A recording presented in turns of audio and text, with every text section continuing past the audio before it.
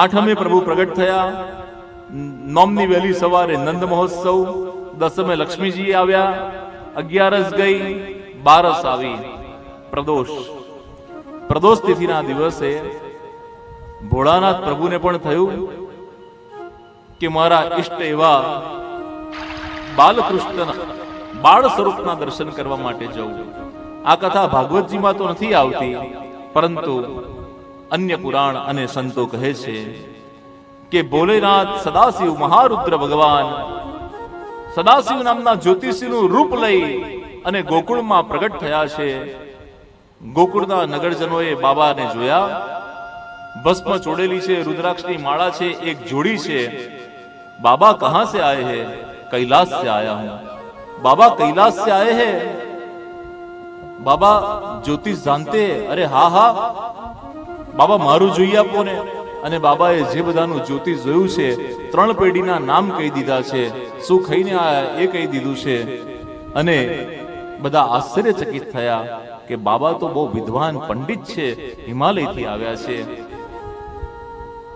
એક ગોપી કહે છે, બાબા અમારા નગરમાં લાલો પ્રગટ થયો છે, તો તમે અમારા લાલાના જન્માક્ષર ન બનાવી દો? સદાશિવ જ્યોતિષી કહે છે, હું તો આવ્યો છું જ આના માટે. તમારા લાલાનું ઘર ક્યાં? અરે અમારા રાજા નંદરાય યમલાર્જુન નામના 2 વૃક્ષો છે, એ જ એમનું ઘર. ચાલો અમે તમને સાથે લઈ જઈએ. અને ગોપગણો વ્રજની નારીઓ સદાશિવ નામના જ્યોતિષીને સાથે લઈને પહોંચ્યા છે નંદાલયના આંગણે.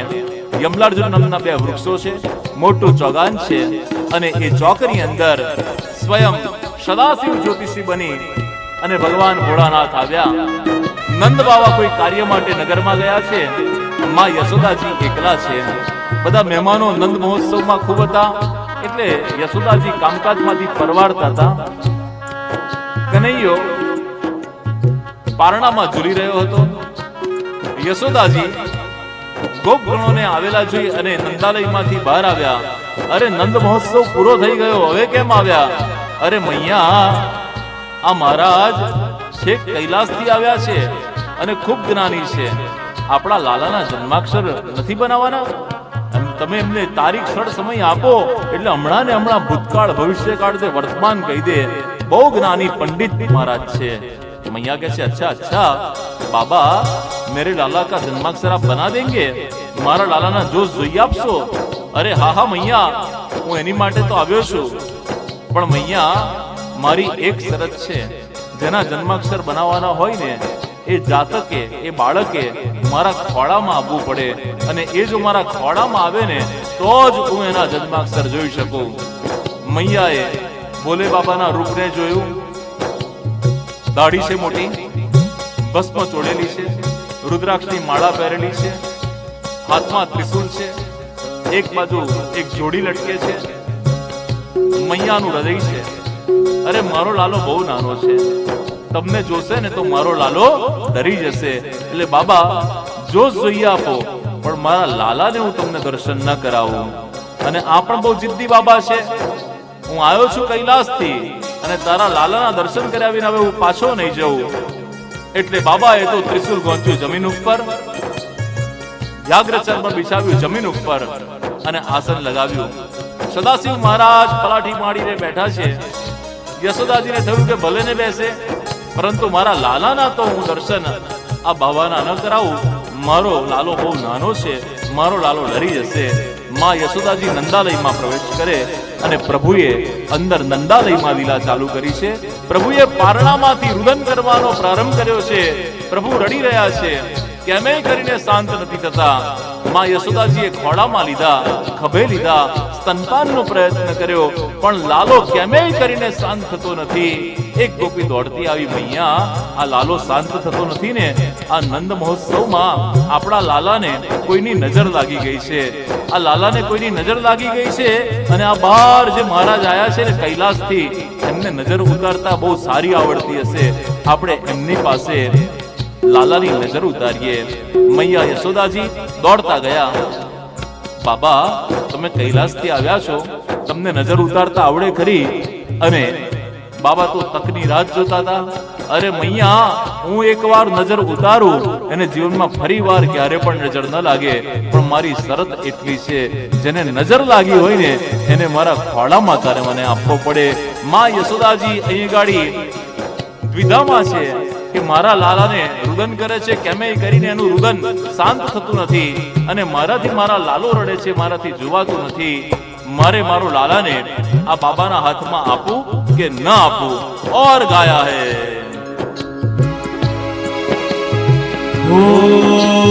अंग विभूत गले उठमाला नाग लिपटायो पागोडी बाल चंद्रमा संगर अनग जगायो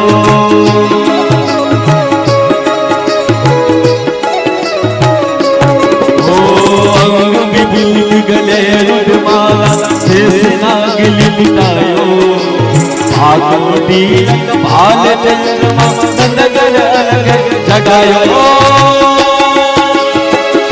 नगर में कोई आया भेद भेद समझ न पाया सबसे बड़ा है तेरा नाम भोलेनाथ भोलेनाथ भोलेनाथ भोलेनाथ भोलेनाथ हर हर महादेव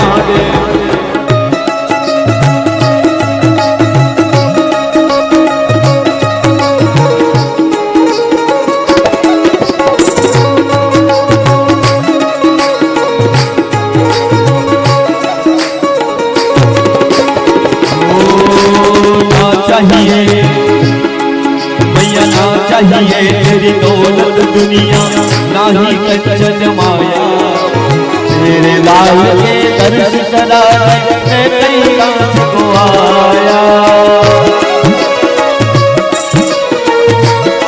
માં યશોદાજીને થયું કે સોનાનો થાળ ભરીને જઉં, થોડી સામગ્રી ભરીને જઉં અને આ બાબાને હું ધરાવું.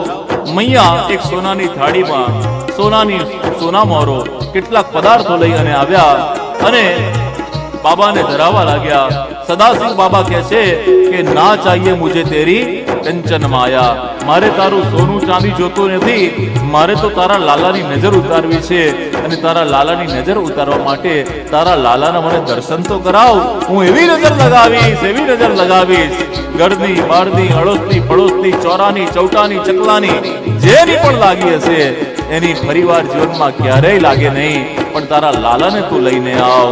માં યશોદાજી કા ભાવ है अरे ना चाहिए मैया ना चाहिए तेरी दौलत दुनिया नहीं कंचन माया बस तेरे लाल के दर्श करा दे मैं कैलाश को आया.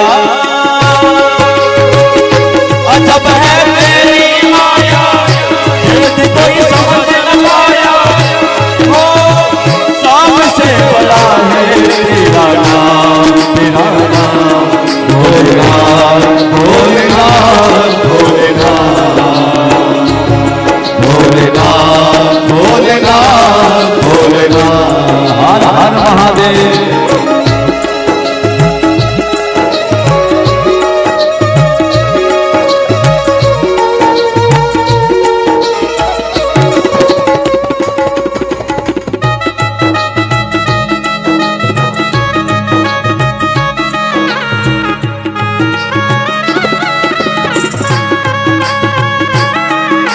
માં યશોદાની તો ઈચ્છા નથી, પરંતુ લાલો રુદન બંધ નતો કરતો, એટલે કાળજું કઠણ રાખી અને રુદન કરતા કૃષ્ણને ઉઠાડ્યા અને નંદાલયની બહાર આવ્યા.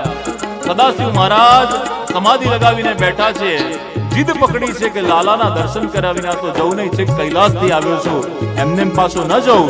અને કનૈયાએ રુદન એવું કર્યું છે કે કેમેય કરીને શાંત નથી થતો. માં યશોદાજીએ કઠણ કાળજું રાખી અને બે હાથે લાલાને સદાશિવ જ્યોતિષીના હાથમાં આપ્યો. હરિ અને હરનું મિલન થયું છે. બોલો હર હર મહાદેવ. अरे पंचदेव परिक्रमा करके सिद्धि नाद बजायो सूरदास बलहार कन्हैया जुग जुग जीव तेरो गायो. पंचदेव परिक्रमा अरे अरे पंचदेव के सिंधी नाद बजायो सूरदास बनहार कन्हैया जुग जुग जीव के रुदायो अजब है तेरी माया भेद कोई समझ न पाया हो सबसे बड़ा है तेरा नाम भोलेनाथ भोलेनाथ भोलेनाथ भोलेनाथ भोलेनाथ भोलेनाथ। કનૈયાએ પણ લીલા કેવી કરી. સદાશિવ જ્યોતિષીના જ્યાં ખોળામાં આયા એમને રડવાનું બંધ કર્યું અને સ્મિત નું દાન કરવા લાગ્યા. અને હસીતમ મધુરમ, ભગવાનનું હાસ્ય મધુર છે. માં યશોદાજી પણ જોવા લાગ્યા, અરે આ બાબા તો બહુ તપસ્વી લાગે છે. મારો લાલો જે એમના ખોળામાં ગયો અને શાંત થઈ ગયો. હરિ અને હરે એકબીજાના દર્શન કર્યા છે. હરિ હરને ઈષ્ટ માને છે અને હર હરિને ઈષ્ટ માને છે. સાચો વૈષ્ણવ એ છે કે જે હરિ અને હરમાં કોઈ ભેદ જોતો નથી. શિવજીથી મોટા બીજા કોઈ વૈષ્ણવ નથી એવું ભાગવતજી કહે છે કે શિવજી સૌથી મોટામાં મોટા વૈષ્ણવ છે. અને એટલા જ માટે શિવરાત્રી હોય ત્યારે હવેલી મંદિરમાં પણ જોગી લીલા આવે છે. શિવરાત્રીના વ્રતનો મહિમા હવેલી મંદિરમાં પણ આવે છે. શ્રાવણ મહિનાનું શિવ ભક્તો માટે ખૂબ મહત્વ છે. એટલું શ્રાવણ મહિનાનું પુષ્ટિ માર્ગમાં પણ મહત્વ છે. શ્રાવણ માસની અંદર શ્રાવણ સુદ ત્રીજ એ ઠકરાણી ત્રીજ કહેવાય, યમુનાજીની ત્રીજ કહેવાય. એ ઠકરાણી ત્રીજનો મહિમા છે. શ્રાવણ મહિનાની અંદર જન્માષ્ટમી આવે, શ્રાવણ કૃષ્ણ અષ્ટમી, શ્રાવણ શ્યામલે પક્ષે એકાદશ્યામ મહાનિશી. શ્રાવણ મહિનાના કૃષ્ણ પક્ષની એકાદશીએ આચાર્ય ચરણ શ્રી મહાપ્રભુજી વલ્લભાચાર્યજીને ગોવર્ધનનાથજીએ પ્રથમ દર્શન આપ્યા હતા અને પ્રથમ બ્રહ્મ સંબંધ આપ્યો હતો. અષ્ટાક્ષર મંત્ર શ્રી કૃષ્ણ શરણ મમનું પ્રાગટ્ય પણ શ્રાવણ મહિનામાં થયું હતું. અને એટલું જ નહીં, ચૈત્રવદ એકાદશી મહાપ્રભુજીનું પ્રાગટ્ય ભૂતલ ઉપર થયું, પણ વૈકુંઠની અંદર એમનું પ્રાગટ્ય શ્રાવણ મહિનામાં થયું હતું. આટલો પુષ્ટિ માર્ગીય તમે ક્રમ જાણતા હોય, પુષ્ટિ માર્ગમાં અને અન્ય મંદિરોમાં પણ શ્રાવણ માસમાં હિંડોળા ઉત્સવ પણ ચાલતો હોય.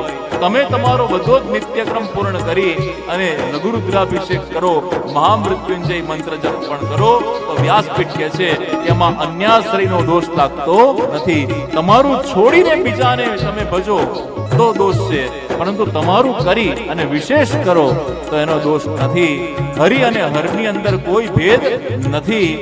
और भोले बाबा ने दर्शन किया, भगवान ने हसीतम मधुरम अपने हास्य का दान किया.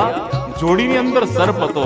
એને થાય કે મારા સ્વામી દર્શન કરે અને હું દર્શન કર્યા વિના રહી જાઉં, એટલે ધીરેથી એને જોડીમાંથી ફણાવાર કાઢી માં યશોદાજી ભયભીત થયા. અરે તમારી જોડીમાં તો સર્પ છે. લાલાને બે હાથે ઝૂંટવી લીધો અને બાબા બોલ્યા, અરે મૈયા ક્यों ડરતી હે? તારો કનૈયો તો નાગ નચૈયો થશે. મોટા મોટા નાગની ફણા ઉપર નૃત્ય કરશે, મોટા મોટા પર્વતોને ઉંચકી દેશે. એટલું જ નહીં, એ અનેક પરાક્રમો કરશે. એનો યશ તો ત્રિભુવનમાં ગવાશે. માં યશોદાજી કહે છે, બાબા આ બધું ખરું, પણ મારો લાલો થોડો શ્યામ રંગનો છે. મને એના લગ્નની બહુ ચિંતા થાય છે. એને મંગળ શનિ કઈ છે કે નહીં? એના લગ્નનું કેમ છે મને કોને? દીકરો 4-5 દિવસનો હોય ને પારણામાં હોય ને ત્યારથી માઓને એમના લગ્નની બહુ ચિંતા હોય. યશોદાજીએ પણ પૂછ્યું છે, મારા લાલાના લગ્નનું શું થશે? થોડો ડાર્ક છે, થોડો શ્યામ છે. બાબા કહે છે કે મૈયા લગીને ચિંતા ના કરો, 16,108 નો સ્વામી થશે. અરે 16,108 ને હું આ ગોકુળમાં રાખીશ ક્યાં? અરે એ બધા જ માટે એક એક આખો સોનાનો મહેલ બનાવશે અને આખી નગરી બનાવશે. માં યશોદાજીને આ બધું કઈ સમજાતું નથી. માં યશોદાજી બાબાને પ્રણામ કરે છે.